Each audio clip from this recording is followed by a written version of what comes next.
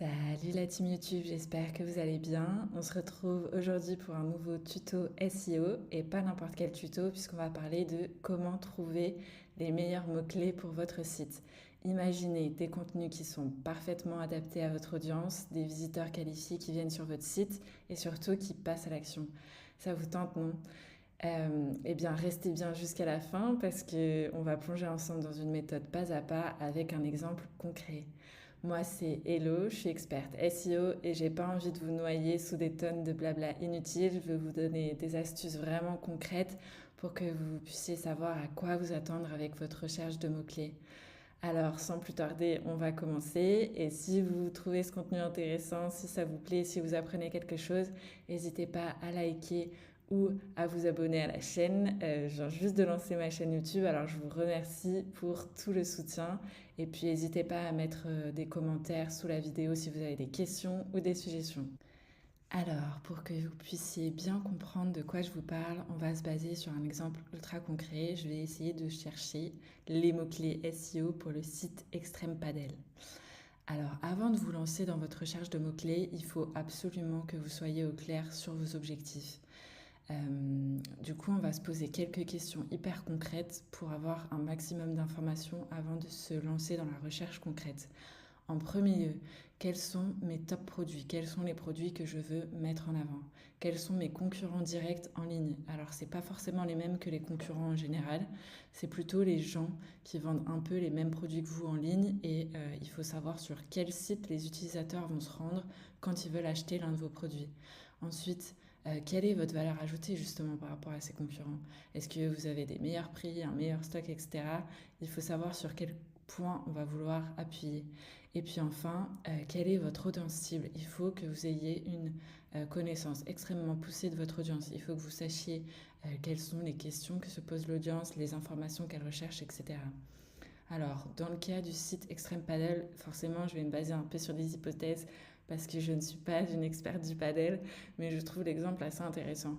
Euh, c'est un site du coup qui vend du matériel de padel et selon moi, donc les top produits, ça va être tout ce qui est raquettes, forcément. C'est ce qui se vend le mieux dans le matériel de padel. Ensuite, on va aussi avoir tout ce qui est chaussures. Bon, je vous avoue, j'ai un peu triché, j'ai déjà regardé les mots-clés qui ressortaient sur le site. Donc voilà, ça va être un peu ça. Pour ce qui concerne les concurrents, forcément, on a des gros acteurs comme Decathlon. Quand les gens tapent raquettes de paddle dans Google, ils vont peut-être se rendre sur le site de Decathlon. Ils peuvent aussi se rendre sur les sites des autres concurrents spécialisés dans le paddle. Il y a énormément de sites qui vendent du matériel de paddle. Et enfin, sur des sites un petit peu plus larges qui vont être spécialisés là dans les sports de raquettes, donc tennis, paddle, etc. Ensuite, quelle va être la valeur ajoutée? Bon, ça, c'est propre à chaque site. Est-ce que c'est le fait d'avoir un large stock? Est-ce que c'est le fait d'avoir des prix bas? Est-ce que c'est le fait d'avoir une équipe de spécialistes vraiment qui va pouvoir conseiller? Et enfin, il faut aussi bien connaître son audience cible, comme je vous ai dit. Donc là, on peut s'imaginer que on va plutôt cibler des hommes qui aiment se dépenser, qui aiment jouer à plusieurs, qui peuvent être curieux aussi du padel, vu que c'est un sport qui est en plein essor, qui cherche des produits qui soient vraiment résistants au meilleur prix, etc. Donc voilà, on a tous ces éléments en tête. Et il faut vraiment se dire que c'est là où votre expertise va faire la différence. C'est votre connaissance des produits, de votre cible, de vos concurrents qui va permettre d'aller chercher des mots-clés, de répondre à des intentions de recherche, etc. Vraiment ciblées et qui peuvent faire la différence par rapport à vos concurrents qui peut-être ont une stratégie de mots-clés un peu plus généraliste. Alors, une fois qu'on a posé les bases, maintenant on va faire une recherche préliminaire pour se donner un peu des idées et voir aussi quels sont les types de résultats de recherche qui peuvent ressortir dans Google, quels sont les concurrents qui se positionnent, qu'est-ce que Google privilégie en gros. Pour ça, c'est très simple. On va commencer par taper un peu des requêtes stratégiques dans Google et analyser les résultats de recherche. Donc, par exemple, si on tape raquette de padel, déjà, on voit qu'on a forcément les résultats sponsorisés qui ressortent en premier plan avec les produits. Ensuite, donc, on va pouvoir analyser un peu l'ordre des onglets qui ressortent par ici.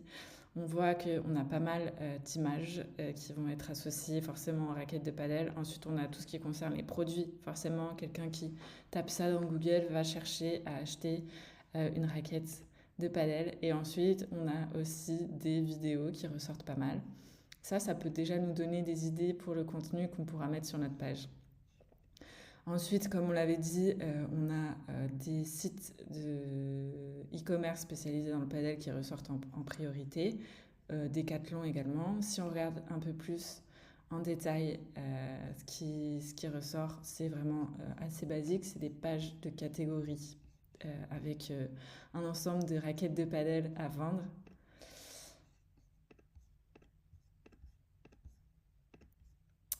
Alors ici pour French Padel Shop, c'est pareil, on va être vraiment sur quelque chose d'assez basique.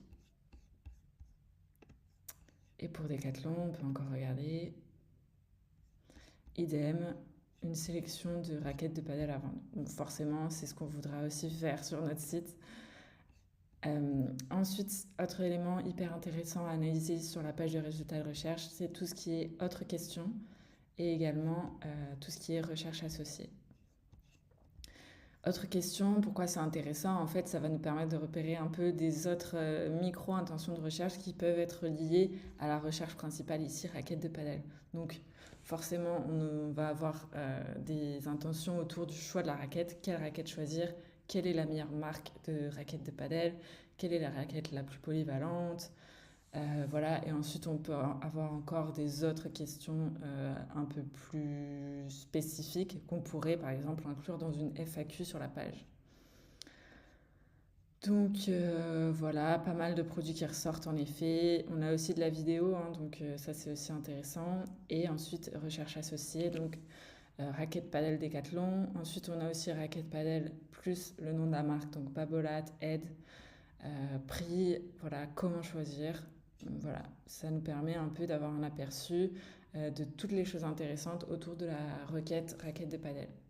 Ensuite, un autre point qui peut être intéressant à étudier avant de vous lancer dans la recherche concrète de mots-clés, c'est un peu l'évolution de votre marché. Euh, sur les dernières années, comment les requêtes ont évolué? Est-ce qu'il y a de plus en plus de gens qui recherchent vos produits en ligne? Donc c'est intéressant d'utiliser des outils SEO dédiés qui vont vous permettre de voir un peu l'évolution du volume de recherche sur les requêtes clés. Par exemple ici ce serait intéressant d'analyser raquette de padel Babolat, tenue de padel femme, et également le nom de marque pour voir un peu comment ça évolue au fil du temps. Il y a plusieurs outils qui vous permettent de faire ça. On a Google Keyword Planner, donc ça c'est l'outil de Google qui est associé à Google AdWords, Google Ads maintenant.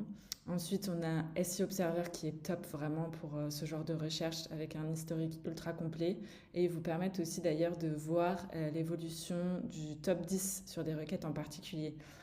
C'est hyper cool d'analyser, par exemple, sur une période de 6 mois ou un an, ça dépend aussi de la saisonnalité, quels étaient mes concurrents dans le top 10 il y a 6 mois et aujourd'hui, quels sont mes concurrents dans le top 10. Ça permet de voir un peu si les résultats de recherche sont volatiles, est-ce qu'il y a déjà des concurrents qui sont vraiment dominants et qui va être très difficile de battre ou alors est-ce que vous avez des possibilités pour venir vous aussi vous positionner dans le top 10 par exemple. En ce qui concerne l'évolution du volume de recherche, c'est intéressant de voir s'il y a de plus en plus de gens qui viennent chercher vos produits en ligne. Est-ce qu'il y a des fortes saisonnalités? Et dans ces cas-là, on va peut-être moduler, venir travailler aussi des contenus SEO en amont, etc. Ok, maintenant on passe à l'étape 4. On va venir faire un mini état des lieux SEO du site. L'objectif, c'est de savoir un peu d'où on part et surtout comment on se positionne par rapport aux concurrents. Forcément, si vous venez tout juste de lancer votre site et que vous souhaitez rivaliser avec des acteurs qui sont là depuis des années et des années et qui ont des sites hyper développés, ce sera un peu plus difficile. Du coup, c'est intéressant d'avoir ces éléments en tête. Qu'est-ce qu'on va venir voir rapidement?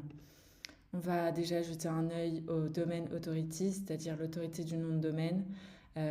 Pour ça, j'utilise la Mosbar. Et ici, donc, on peut voir que pour le site Extreme Paddle, par exemple, le domaine authority est de 22. C'est plutôt bas, on va dire, comparé à d'énormes sites qui ont parfois des autorités de nom de domaine qui ont de 50. Après, les sites les plus gros d'Internet, on peut avoir des domaines autorités qui vont jusqu'à 100, comme Google, YouTube, etc. Forcément, vu que c'est euh, des sites qui sont en place.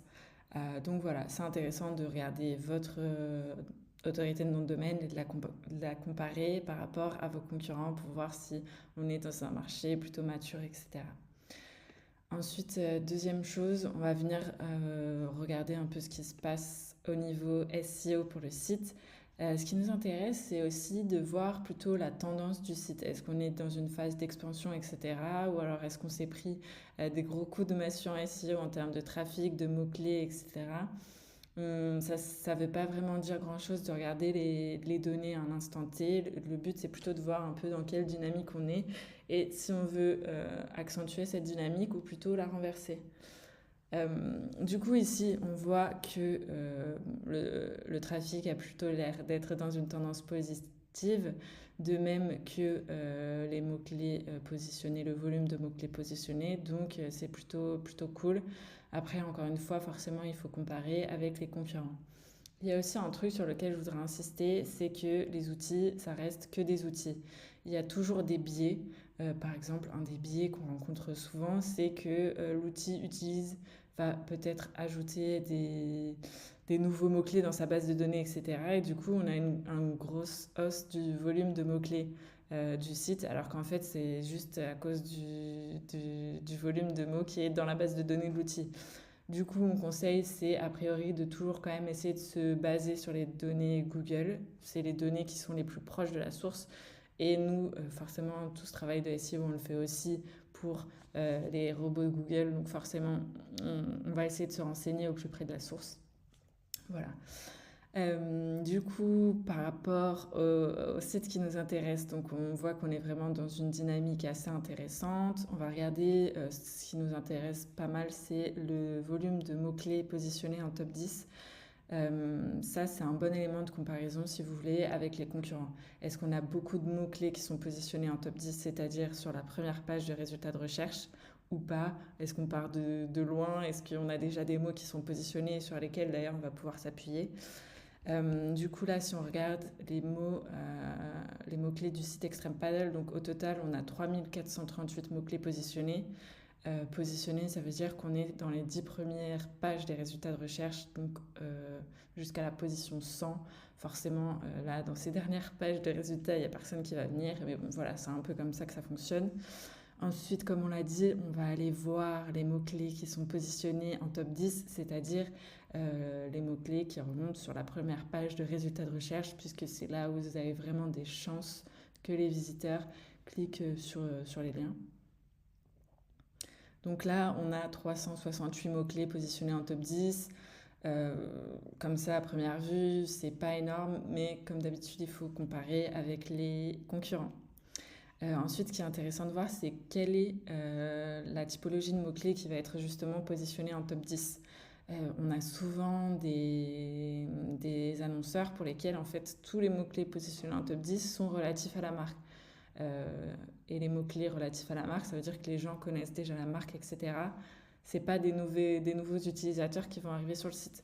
Donc voilà, il faut qu'il y ait un bon équilibre en général entre les différents types de mots-clés. Ici, on voit que le mot-clé qui rapporte le plus de trafic, a priori, c'est Padel, qui est hyper générique, mais du coup, qui draine pas mal de monde. Et ensuite, on a des requêtes vraiment intéressantes, des requêtes stratégiques pour le business qui sont raquettes de padel plus le nom de la marque, chaussures de padel. Voilà, pas mal de requêtes liées aux produits, aux marques, etc. Et ça, c'est hyper intéressant. Dernier point qu'on peut aller voir rapidement pour voir comment se situe le site en termes SEO à première vue, hein, c'est que des premiers coups d'œil sur les indicateurs SEO. On va pouvoir aller voir tout ce qui concerne le netlinking. Le netlinking, c'est quoi? C'est l'ensemble des sites qui font des liens vers notre site. Et ça, c'est vraiment un indicateur d'autorité, pas d'autorité, mais de popularité, de légitimité aux yeux de Google. Ici, on voit que le site a un trust flow de 12, un citation flow de 16. Ça reste encore assez faible, mais bon, c'est pas du tout anormal pour ce genre de site. On a 27 domaines référents. Bon, voilà, le netlinking n'est pas très développé. Ça pourrait être un point à développer plus tard dans la stratégie SEO du site. Et encore une fois, il faudrait voir ce que les concurrents font. Si les concurrents ont une stratégie de netlinking en béton, forcément, ça va nous prendre plus de temps et plus d'efforts pour se positionner face à eux. Ok, c'est bon, j'ai remis ma caméra en place. Désolée pour la séquence précédente, je débute en vidéo YouTube, donc j'espère que vous ne m'en voudrez pas. En tout cas, si vous avez aimé la première partie de la vidéo, n'hésitez pas à liker, vous abonner ou à me poser vos questions en commentaire. J'y répondrai avec grand plaisir. Maintenant, on passe à la suite avec quelque chose d'un peu plus concret. On va venir analyser les mots-clés sur lesquels le site est déjà positionné. Forcément, si on a déjà des mots-clés positionnés, on va vouloir les utiliser. On va capitaliser sur ce qui existe déjà et essayer d'améliorer tout ça. Du coup, le but, c'est de sortir la liste de mots-clés complète sur lequel votre site est déjà positionné. Pour ça, vous pouvez utiliser un outil comme Rank Explorer ou un outil comme SEMrush par exemple. Du coup, vous sortez toute votre liste de mots-clés, vous l'exportez. Après, bien sûr, si votre site est positionné sur des dizaines de milliers de mots-clés, vous n'êtes pas obligé de tous les sortir, mais seulement, je ne sais pas, les 1000, 2000 premiers par exemple. Ensuite, on va venir faire un petit tri dans ces mots-clés. On va les trier donc en fonction de leur position. On va sortir tous les mots-clés qui sont positionnés en top 10. Ça, c'est les mots-clés les plus intéressants. Ils sont déjà positionnés, ils sont déjà sur la première page de résultats de recherche. Du coup, on va appuyer un max dessus pour les mots-clés qui sont pertinents forcément. Ensuite, on va trier les mots-clés qui sont positionnés en top 10, top 30. Ça, c'est des mots-clés donc, qui sont pas très loin de la première page de recherche et du coup qu'il va falloir booster assez rapidement parce qu'on se dit qu'on pourra avoir des résultats plutôt rapides. Et ensuite, on a tout ce qui est par exemple positionné en top 30, top 50. Ça, c'est des mots-clés un peu plus loin dans les positions qui vont prendre un peu plus de temps à venir se positionner en première page. Mais dans ces mots-clés-là, il y a parfois des pépites qui serait dommage de ne pas travailler. Ok, donc en général, moi ce que je fais, c'est que je procède par onglet, je mets chaque type de mot-clé en fonction de sa position dans un onglet différent, et ensuite on va venir trier tout ça. Du coup, voilà, je pars de ma liste complète de mots-clés, ensuite je trie les mots-clés en différentes catégories. Je vais venir conserver que les colonnes les plus intéressantes pour mon analyse, forcément. Donc on a la colonne mots-clés, évidemment. On a la colonne position, donc ça c'est la position du mot-clé dans les résultats de recherche. On a la colonne volume de recherche, donc ça c'est combien de fois par mois les internautes vont venir taper la requête dans Google. La colonne keyword difficulty ou niveau de concurrence, ça permet de voir un peu le niveau de concurrence. Bon, alors c'est sûr que c'est pas toujours hyper précis en fonction des outils, mais ça permet quand même d'avoir une base pour comparer un peu les différents mots-clés entre eux. Et ensuite, on a la petite colonne intention de recherche qui est aussi là à titre indicatif. Ensuite, le but, ça va être de venir un peu colorer tous ces mots-clés, de venir faire un premier tri. Du coup, bah, moi, je les classe forcément par ordre décroissant de volume de recherche. Je veux en priorité, a priori, travailler des mots-clés pour lesquels il y a beaucoup de recherche. Du coup, je colore en général les mots-clés avec le plus gros volume de recherche, le plus faible aussi avec le plus fort niveau de concurrence. Pourquoi? Parce que en fait, la recherche de mots-clés, c'est vraiment une combinaison de facteurs et le but, c'est de trouver les mots-clés qui répondent au plus de facteurs positifs. Euh, les facteurs positifs, ça va être quoi? Ça va être un haut volume de recherche, un niveau de concurrence qui soit faible, un potentiel de conversion élevé, c'est-à-dire que a priori, on veut quand même que les gens qui viennent sur votre site soient là pour réaliser une action et convertir. Par exemple, le mot-clé padel a moins de potentiel de conversion que acheter une raquette de padel. Là, on sait que la personne veut vraiment acheter sa raquette. Hum, du coup, voilà, l'objectif, ça va être de naviguer un peu entre ces différents facteurs. Il faut aussi qu'il y ait des mots-clés dans les différentes catégories de produits qu'on veut mettre en avant sur le site. Il faut qu'on ait des mots-clés, du coup, à fort potentiel de conversion, mais aussi des mots-clés qui vont ramener du trafic sur le site, etc. Et en fait, c'est vraiment dans cette phase-là où le travail d'un expert SEO est intéressant parce que lui, il a l'expérience, il sait déjà quel type de mots-clés vont fonctionner, pas fonctionner, etc. Et puis, il va vraiment faire une liste complète avec tous les mots-clés qu'il ne faut pas louper pour votre site. Du coup, voilà, on fait son petit tri de mots-clés, puis on va se garder uniquement les mots-clés les plus intéressants. Là, on se fait vraiment un premier tri, on n'est pas encore dans la sélection finale, donc le but c'est d'éliminer un max de mots-clés qui ne sont pas intéressants, c'est-à-dire de mots-clés avec un volume vraiment trop faible de recherche ou un niveau de concurrence trop élevé. Et dans ce cas-là, on sait d'avance qu'on ne pourra pas se positionner. Voilà, on se fait notre première petite sélection. Ah oui, aussi, une petite astuce hyper intéressante lorsque vous analysez les mots-clés de votre site, c'est d'aller voir dans Google Ads. Si vous avez un compte Google Ads, c'est hyper intéressant d'aller voir les mots-clés. Pourquoi? Parce qu'on sait déjà quels sont les mots-clés qui vont bien performer en termes de business. Et si les mots-clés performent bien en Google Ads, a priori, ils vont aussi bien performer en SEO. Du coup, c'est hyper cool pour détecter un peu les produits qui se vendent le mieux sur le site, etc. Et qui va être aussi intéressant de travailler en SEO. Ok, du coup, après avoir analysé les mots-clés de votre propre site, il faut bien sûr analyser les mots-clés de vos concurrents. Dans cette étape, c'est vraiment essentiel de bien choisir vos concurrents. Il ne faut pas forcément choisir les mêmes concurrents que vous avez dans la vraie vie. Il faut vraiment choisir, comme je vous l'ai déjà dit, les concurrents sur lesquels il y a une vraie concurrence en ligne. C'est-à-dire quand les internautes tapent, par exemple, raquette de padel dans Google, est-ce qu'ils vont plutôt aller sur des sites comme Decathlon? Est-ce qu'ils vont aller sur des sites spécialisés dans le padel, etc.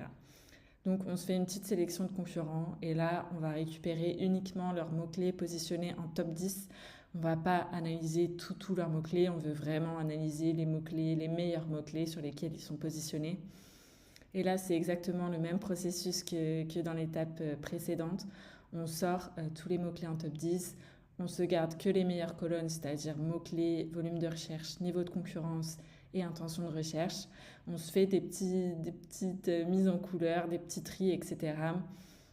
Et on récupère tous les meilleurs mots-clés sur lesquels nos concurrents sont positionnés, c'est-à-dire les requêtes stratégiques, les requêtes liées aux produits, etc. Et là, on vient ajouter ces mots-clés dans notre liste de mots-clés. Euh, Et pendant cette étape, bien sûr, vous pouvez aussi analyser le profil SEO de vos concurrents, comme on l'a fait aussi pour le site Extreme Padel, c'est-à-dire comparer un peu les autorités de domaine, comparer le volume de mots-clés positionnés en top 10 ou le netlinking. Comme ça, vous pouvez un peu situer votre propre site par rapport à vos concurrents et voir un peu la dose d'effort qu'il va falloir fournir pour réussir à atteindre la première page des résultats de recherche. Ok, du coup, une fois que vous avez une bonne grosse liste de mots-clés, on va passer à la sélection finale. Là, le but, c'est de vraiment cutter la liste. On veut atteindre une centaine de mots-clés qu'on pourra travailler avec notre plan éditorial, etc., avec nos optimisations de contenu. Ça ne sert à rien d'avoir trop de mots-clés, de toute façon, on ne pourra pas les traiter. Du coup, voilà, ici, du coup, on va supprimer les doublons.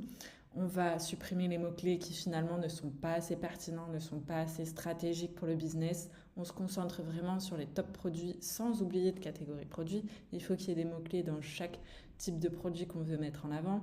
On va supprimer les mots-clés qui n'ont finalement pas assez de volume de recherche ou qui sont trop concurrentiels. Et comme je vous l'ai dit juste avant, il faut aussi qu'on ait un bon équilibre entre les mots-clés qui vont vraiment inciter à la conversion pour générer du business et les mots-clés de longue traîne qui vont attirer du trafic sur le site. Il faut un bon équilibre entre tout ça. C'est assez compliqué à expliquer finalement, c'est un peu intuitif. Ça vient aussi avec l'expérience, on va vite savoir quels sont les genres de mots-clés qui vont marcher ou pas en SEO. Donc voilà, c'est pour ça que c'est intéressant de toujours faire appel à un expert parce que le SEO, c'est pas si simple et ça requiert une certaine expertise. Donc voilà, une fois que vous avez atteint votre liste de 100 mots-clés, vous êtes parfait, vous êtes au top. Par exemple, ici pour le site d'Extreme Padel, on va choisir tous les mots-clés qui sont relatifs au type de produit, donc raquette de padel, chaussures de padel, tenue de padel. On va aussi choisir des requêtes du type nom du produit plus le nom de la marque, parce que c'est ça que les gens recherchent finalement. On peut aussi se chercher d'autres requêtes un peu plus longue traîne, donc comment choisir sa raquette de padel ou ce genre de choses à voir. Donc voilà, une fois que vous avez fait ce travail-là, vous avez votre liste de mots-clés Donc bravo, félicitations, bravo d'être arrivé jusqu'ici dans la vidéo. Et j'espère en tout cas que cette vidéo va vous permettre d'appréhender un peu mieux le choix de mots-clés, de vous permettre de vous rendre compte qu'il y a quand même pas mal de facteurs qui rentrent en compte et qu'il faut aussi faire un bon travail préparatoire pour pas partir dans tous les sens. Alors, si cette vidéo vous a plu et si vous avez appris quelque chose, n'hésitez pas à liker et à vous abonner parce que je vous réserve plein d'autres tutos SEO au top.